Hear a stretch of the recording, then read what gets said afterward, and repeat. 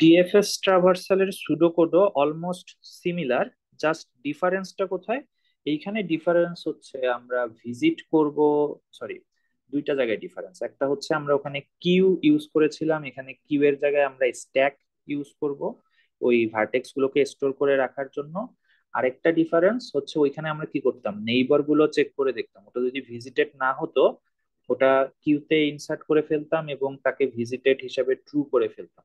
কিন্তু এখানে আমরা ট্রু করব না, আমরা জাস্ট কিউতে ইনসার্ট করব, তারপরে নেক্সট লুপে গিয়ে ওকে আমরা ট্রু করে ফেলবো। হ্যাঁ, তো দেখেন এখানে আমি যদি একটু কন্টিনিউ করি সেম, যে এই অ্যারেটা এখানে স্টার্টিং ভার্টেক্স 6 থেকে ডিএফএস করতে বলেছে। ওকে, কিন্তু এখানকার আমি যদি সুডোকোডটা দেখি এখানেও সেম, যে প্রথমে একটা, সরি, ভিজিটেড অ্যারে ইনিশিয়েট করতে বলেছে, তাই না? আচ্ছা, লেটস সে আমরা একটা ভিজিটেড অ্যারে ইনিশিয়েট করি।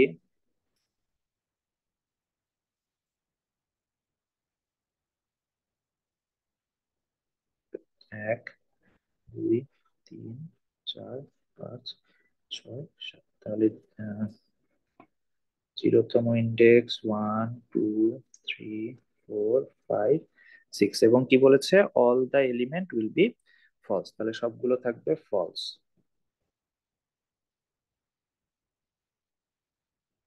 হচ্ছে আমার ভিজিটেড অ্যারে। আরেকটা জিনিস যেটা বলেছে যে একটা স্ট্যাক ইনিশিয়েট করো, ওখানে আমরা একটা কিউ ইউজ করছিলাম, এখানে বেসিক্যালি আমরা একটা স্ট্যাক ইউজ করব। হ্যাঁ, লেটস সে এইটা হচ্ছে আমাদের সেই স্ট্যাকটা। বড় করে আঁকছি কারণ লাগবে। হুম, এরপরে বলেছে যে স্টার্টিং ভার্টেক্সটা স্ট্যাকে পুশ করো। ওকে, তাহলে আমরা দেখতে পেয়েছিলাম যে আমাদের স্টার্টিং ভার্টেক্স হচ্ছে 6, তাহলে আমি স্ট্যাকে এখন পুশ করব হচ্ছে 6। ওকে, এরপরে যে জিনিসটা বলেছে আবার ওই লুপ চালাবো। লুপে কি করব, যে স্ট্যাক থেকে পপ করব এবং পপ করার পরে যেটা পাবো সেটা কারেন্ট বলে একটা ভ্যারিয়েবলে রেখে দিব।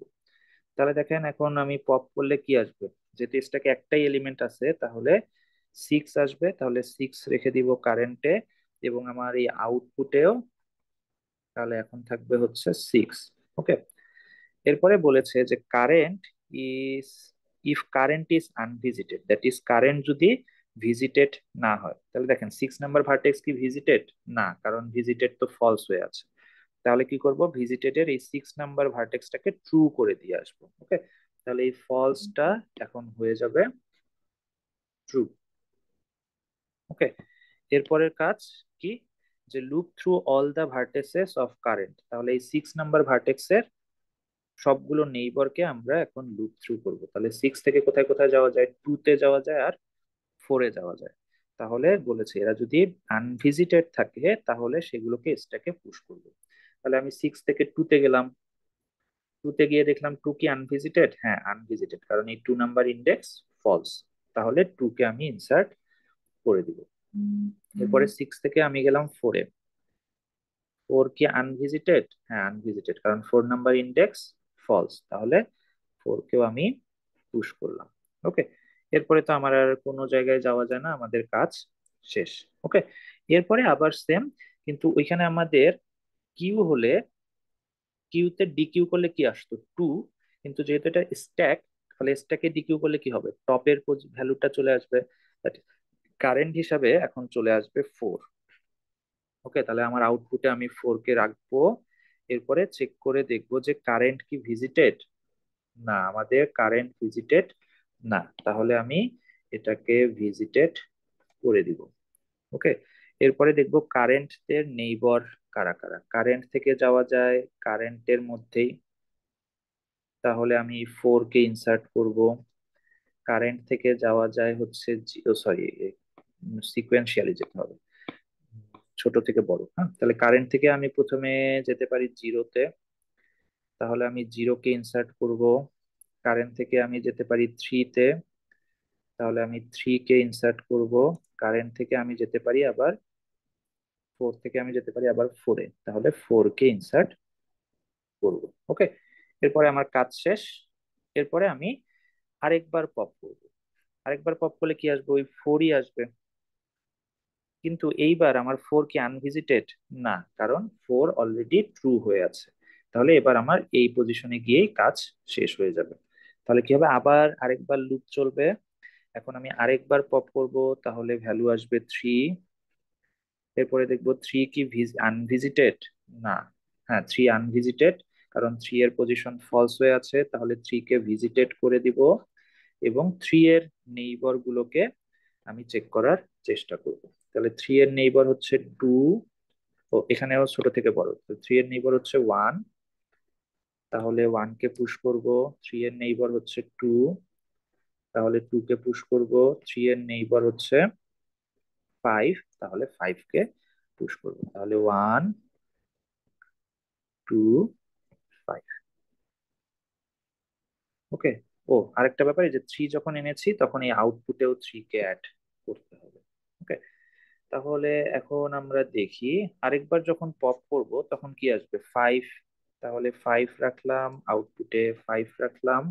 এরপরে দেখি 5 এর নেইবার কারা, 5 এর নেইবার হচ্ছে 0, তাহলে আমি জাস্ট 0 কে পুশ করব। 5 এর নেইবার হচ্ছে 4, 4 কে পুশ করবো। ও আরেকটা ব্যাপার, 5 কে আমি এখানে ট্রু বা ভিজিটেড করে দিয়ে আসবো, তাই না? তাহলে আর এখানে 4 কে পুশ করবো। আচ্ছা, এইদিকে আমি কিউ স্ট্যাকটাকে কন্টিনিউ করি, হ্যাঁ 4 কে পুশ করবো। এরপরে 5 থেকে আর কোথাও যাওয়া যায় না, তাহলে আমি আবার লুপ থ্রু করব। আরেকবার পপ করলে এখন কি আসবে, 4, কিন্তু 4 তো অলরেডি ভিজিটেড, তাহলে বাদ। তারপর আরেকবার পপ করলে আসবে 0, 0 কি ভিজিটেড, না, তাহলে আমি 0 কে জাস্ট ভিজিটেড করে দিব। সরি, 0 কে ভিজিটেড করে দিব, আর এখানে 0 কে ইনসার্ট করে দিব। এরপরে দেখবো 0 এর নেইবর কারা, 0 এর নেইবর আমি কাউকেই পাচ্ছি না, তাহলে তো কাজ শেষ। এরপরে তাহলে পপ করলে কি আসবে, 2, 2 এর 2 কি ভিজিটেড, না, 2 ফলস হয়ে আছে, তাই না? তাহলে 2 কে ভিজিটেড করে ফেলবো, এখানে 2 কে অ্যাড করে দিব। ওকে। এরপরে দেখবো 2 এর নেইবর কারা, 2 এর নেইবর হচ্ছে 1। ওকে, তাহলে আমি 1 কে স্ট্যাকে পুশ করবো। এখানে 2 ছিল, হ্যাঁ। এরপরে আর তো কেউ নাই, তাহলে আরেকবার পপ করলে কি আসবে, 1, কিন্তু 1 কি ভিজিটেড, না 1 ভিজিটেড না, তাহলে আমি 1 কে আগে ভিজিটেড করব এবং 1 কে এখানে অ্যাড করে দিব। এরপরে আমি দেখবো 1 এর নেইবর কারা, 1 এর নেইবর হচ্ছে 0, তাহলে আমি স্ট্যাকে 0 পুশ করব। তারপরে কাজ শেষ। এরপরে আরেকবার পপ করব, তাহলে কি আসবে, 0, কিন্তু 0 তো অলরেডি ভিজিটেড, তাহলে আমি আরেকবার পপ করব, দেখবো আসে 1, কিন্তু 1 অলরেডি ভিজিটেড, তাহলে আরেকবার পপ করব, তখন আসবে 0, 0 অলরেডি ভিজিটেড। আরেকবার পপ করব, তখন আসবে 2, 2 অলরেডি ভিজিটেড। ফাইনালি আমরা দেখতে পাচ্ছি যে আমরা স্ট্যাকের প্রত্যেকটা এলিমেন্টকে পপ করে ফেলেছি। ফলে এই যে আমার ফাইনাল যে আউটপুটটা আসবে সেটাই হবে আমার অ্যান্সার। তাহলে ফাইনাল আউটপুট কত আসছে, 6 4 3 5 0 2 1। এটা যদি আমরা একটু চেক করে দেখি, এই যে দেখেন 6 4 3 5 0 2 1। ওকে। তাহলে দেখেন স্ট্যাক, সরি ডিএফএস টা একটু কমপ্লিকেটেড ইন এ সেন্স, যে ডিএফএস এ আমার বেশি সংখ্যক এলিমেন্ট অ্যাড করতে হয়। কারণ কি, দুইটা জিনিস, আমরা যখন বিএফএস করছি তখন আমরা চেক করে দেখছি যে ও আমার নেইবর কিনা, পাশাপাশি ও আনভিজিটেড কিনা। ও যদি আনভিজিটেড হয় তখনই কেবলমাত্র আমি ওটাকে কিউতে ইনসার্ট করছি। ওকে। কিন্তু ডিএফএস এর ক্ষেত্রে আমি কিন্তু আনভিজিটেড চেক করছি না, আমি জাস্ট চেক করছি ও আমার নেইবর কিনা। ও যদি আমার নেইবর হয় তখনই পুশ করে ফেলছি।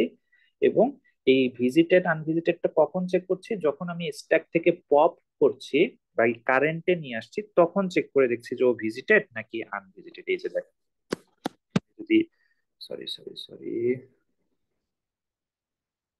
আমি যদি একটু এই যে এই জায়গায় দেখাই, যে দেখেন নেইবর দেখছি, যদি আমার নেইবর হয়, সরি কোথায় গেল, তাহলে ওটাকে আমি পুশ করে দিচ্ছি। আচ্ছা, হুম, সরি, নেব। আ- আর সরি, এখানে তো আনভিজিটেড হলেই পুশ করতে বলছে, বাট ইউজুয়ালি আমরা যেটা করি যে নেইবারটা ভিজিটেড হোক আর আনভিজিটেড হোক সেটাকে আমরা পুশ করে ফেলি। হুম। তারপরে এইখানে আমি হচ্ছে যখন পপ করি কারেন্টে, তখন চেক করে দেখি যে এই কারেন্ট আনভিজিটেড কিনা। যদি আনভিজিটেড হয় তখনই কেবলমাত্র আমি এই বাকি কাজগুলো করার চেষ্টা করি। ওকে। কিন্তু